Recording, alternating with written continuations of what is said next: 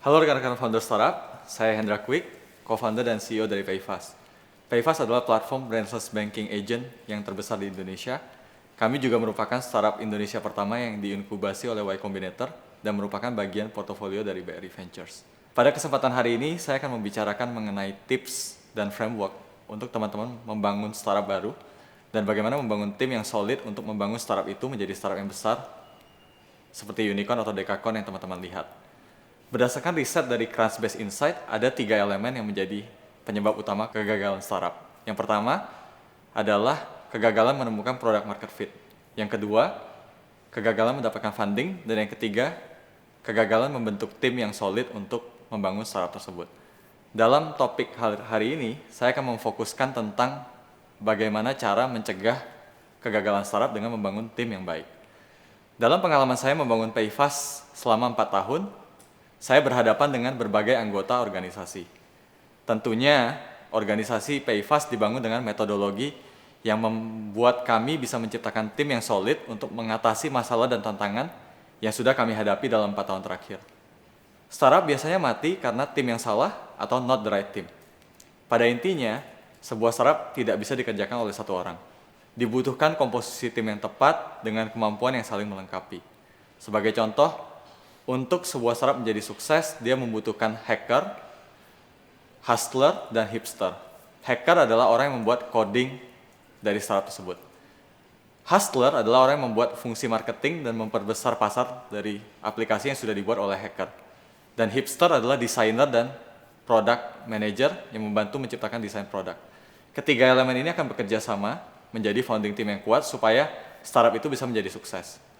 Di samping 3 anggota utama tersebut dibutuhkan tim yang solid dan fundamental untuk mendukung mereka. Sebagai contoh, kita juga membutuhkan domain expertise seperti orang yang mempunyai keahlian di bidang finance dan perbankan jika kita bergerak di dunia fintech. Kombinasi dari domain expertise, hacker, hustler, hipster, dan tim yang mendukung mereka akan menjadi kunci sukses untuk sebuah startup. Namun, seperti teman-teman tahu, dengan berbagai fungsi tersebut, tim sebuah startup akan tumbuh menjadi lebih besar.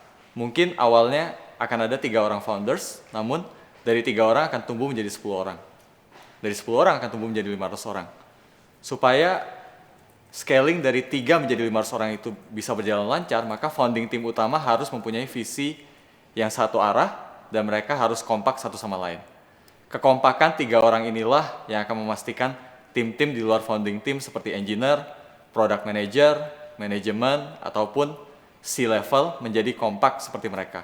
Memang membuat kompak 3 orang tidak mudah, namun itu adalah langkah kecil pertama yang akan menjadi kunci sukses startup itu membuat seluruh organisasi mereka menjadi kompak.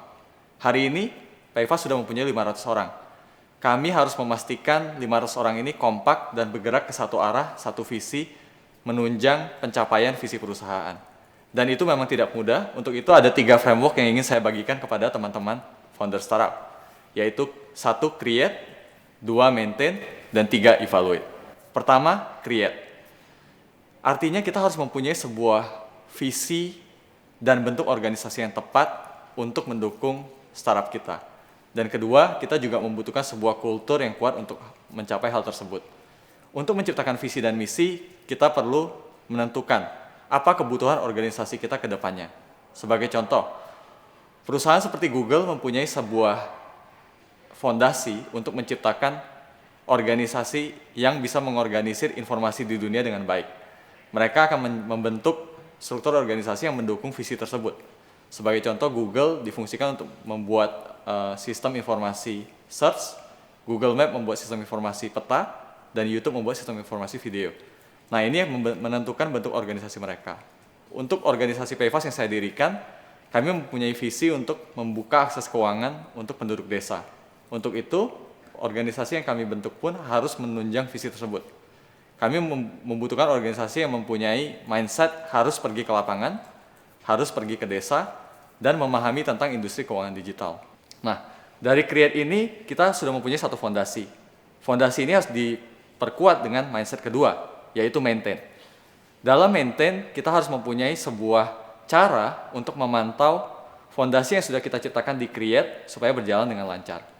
Di Payfast kami mempunyai standar yaitu innovation, compliance, dan pergi ke lapangan. Untuk memastikan organisasi kami terus menerapkan value ini, kami harus mempunyai sistem pemantauan yang kami sebut dengan Objective Key Result atau OKR. Dalam Objective Key Result, kami menuangkan value-value kami dalam bentuk objektif-objektif kecil yang harus diterapkan secara hari per hari oleh anggota tim kami. Terutama dengan organisasi yang semakin besar, setiap manajer harus memastikan setiap anggota tim mereka paham betul tentang nilai-nilai serta objektif yang harus dicapai. Dan untuk itu kami perlu sistem birokrasi yang baik. Walaupun demikian, sebagai sebuah startup, sistem birokrasi ini tidak boleh terlalu berlebihan karena kita harus tetap memastikan startup kita mempunyai nilai-nilai inovasi dan bisa bergerak cepat. Nah, dengan sistem yang sudah ada untuk memantau pencapaian visi misi tersebut, kita harus membuat sistem ketiga, yaitu evaluasi. Kenapa evaluasi diperlukan? Karena startup akan terus berubah. Sebagai contoh, startup yang tadinya kecil akan berubah menjadi lebih besar dan semakin besar lagi ke depannya. Untuk itu, evaluasi harus dilakukan di setiap waktu. Bentuk organisasi yang relevan sebelumnya mungkin akan berubah dan tidak relevan ketika sebuah startup tumbuh menjadi startup unicorn. Nah, disinilah kita perlu membuat sebuah adjustment di mana orang-orang yang tadinya posisinya junior mungkin harus berubah menjadi senior, dan organisasi yang tadinya lebih datar harus menjadi organisasi yang lebih besar. Nah, untuk itu kita harus menyesuaikan sistem karir kita, dan kita juga harus menyesuaikan sistem remunerasi dan bonus untuk setiap anggota tim kita. Untuk melakukan evaluasi yang tepat dan akurat, kami menggunakan sistem one-on-one antara tim dengan manajer, yang minimal dilakukan 1 tahun sekali. Namun di samping one-on-one formal setiap tahun, bisa juga ada one-on-one informal setiap bulannya. Dengan metode inilah kami bisa mendapatkan holistic view 360 derajat mengenai anggota tim dan organisasi kami, sehingga ini bisa menjadi bahan untuk manajemen menentukan strategi ke depannya. Strategi ini kemudian akan menjadi basis dalam menentukan budget, Objective Key Result atau OKR, strategi, serta bentuk organisasi PayFast untuk beberapa tahun ke depannya. Kali ini saya akan membahas tentang bentuk organisasi. Banyak orang mengatakan struktur organisasi startup itu cenderung berantakan. Namun menurut saya itu harus disesuaikan dengan konteks. Jadi seringkali sebuah startup itu akan mempunyai mindset bahwa bentuk organisasi itu harus selalu berubah sesuai dengan kondisi dan industri startup tersebut. Sebagai contoh, kita tidak bisa menyamakan startup yang mempunyai fase seed funding dan tidak diregulasi seperti di e-commerce dengan startup yang late stage funding dan diregulasi seperti fintech. Kemudian di sisi lain, kita juga harus melihat bahwa fintech itu cenderung memiliki beberapa regulasi yang harus dipatuhi seperti Bank Indonesia dan OJK.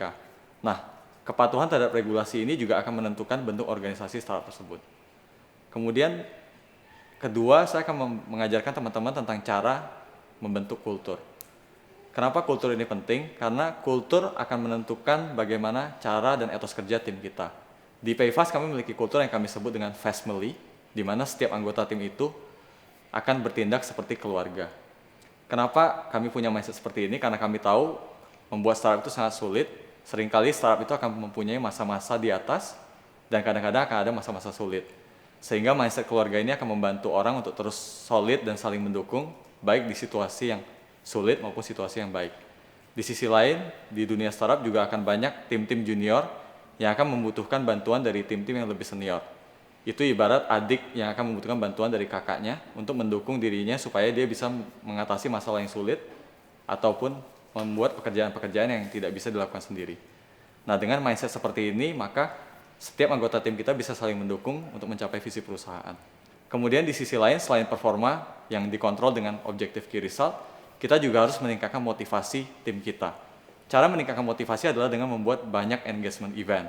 Sebagai contoh, event-event seperti training soft skill, training emotional intelligence, serta team bonding untuk meningkatkan kerjasama tim adalah beberapa contoh event yang bisa membantu membentuk motivasi yang lebih baik untuk tim kita. Dan terakhir, kita juga perlu meningkatkan kompetensi tim kita dengan memberikan mereka program training dan learning untuk membantu meningkatkan kompetensi anggota tim kita dari waktu ke waktu. Kali ini saya akan menjelaskan tentang pemenuhan kebutuhan pokok dari tim kita. Satu hal yang kami upayakan untuk tercapai adalah terjadinya work-life balance untuk anggota tim. Jadi ada 5 aspek yang kami lihat untuk aspek work-life balance. Yang pertama adalah keluarga. Di PayFast kami sangat memperhatikan kebutuhan tim kami untuk menjaga keluarga mereka. Mungkin untuk beberapa developer yang masih muda dan belum berkeluarga, mereka akan prefer untuk masuk lebih siang dan pulang lebih malam. Dan itu diizinkan. Tapi untuk beberapa posisi seperti customer service yang sudah berkeluarga, mereka perlu untuk masuk lebih pagi dan pulang lebih cepat. Untuk itu, jadwal masuk untuk setiap anggota tim akan berbeda sesuai preferensi mereka. Kedua, untuk karir. Untuk orang yang ingin karirnya tumbuh secara cepat, kami juga memfasilitasi mereka dengan program training dan pengembangan karir.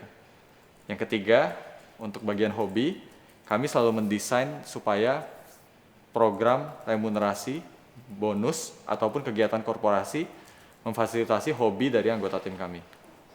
Yang terakhir, kesehatan. Kita perlu memberikan asuransi kesehatan untuk memastikan tim kita selalu sehat dan bisa melakukan pekerjaannya dengan baik. Dan terakhir, kita juga harus mempunyai sebuah komunikasi yang baik untuk semua anggota tim kita. Bagian berikutnya, saya akan membahas tentang komunikasi yang efektif untuk organisasi. Di Payfast kami mempunyai 3 cara berkomunikasi. Pertama adalah Big Town Hall yang biasa diadakan setiap 6 bulan atau 1 tahun. Kemudian kedua, kami mempunyai Ask Management Anything, di mana setiap anggota tim bisa terlibat dalam satu forum bebas di mana mereka bisa menanyakan pertanyaan apapun kepada manajemen tanpa ada keraguan. Dan yang terakhir, kami punya satu hal yang disebut dengan Yearly Evaluation. Di samping 3 metode komunikasi tersebut, kami juga mempunyai beberapa metode seperti lead by example oleh leaders, lead by campaign dengan poster-poster yang ditempatkan di kantor, serta kebijakan dan prosedur tertulis yang disampaikan setiap orientasi anggota tim yang baru. Nah, kali ini saya ingin membahas bagian terakhir, yaitu evaluasi. Dengan anggota tim yang semakin besar dan organisasi yang semakin tumbuh, tentunya evaluasi menjadi sangat penting. Setiap anggota tim harus tahu bagaimana performa mereka, bagaimana mereka mendukung objektif perusahaan, serta bagaimana pandangan manajer atau direct report terhadap performa mereka. Biasanya itu dilakukan setiap 6 bulan sekali atau 1 tahun sekali, dan hasil evaluasi itu akan digunakan untuk menentukan promosi jabatan, peningkatan remunerasi, ataupun penggantian posisi dari yang sebelumnya di posisi A menjadi posisi B, sesuai dengan kebutuhan dari perusahaan. Mungkin itu beberapa tips yang bisa saya share dalam perjalanan saya 4 tahun membangun Payfast, dari 3 orang menjadi 500 orang. Tentunya ini bukan hal yang mudah untuk dilakukan. Jadi untuk rekan-rekan founder startup, jangan lupa mencari advice dari mentor yang sudah berpengalaman membesarkan startup mereka dari hingga ratusan atau ribuan orang. Sukses selalu untuk rekan-rekan founder semua. Salam dari saya, Hendra, co-founder dan CEO dari Payfast. Terima kasih.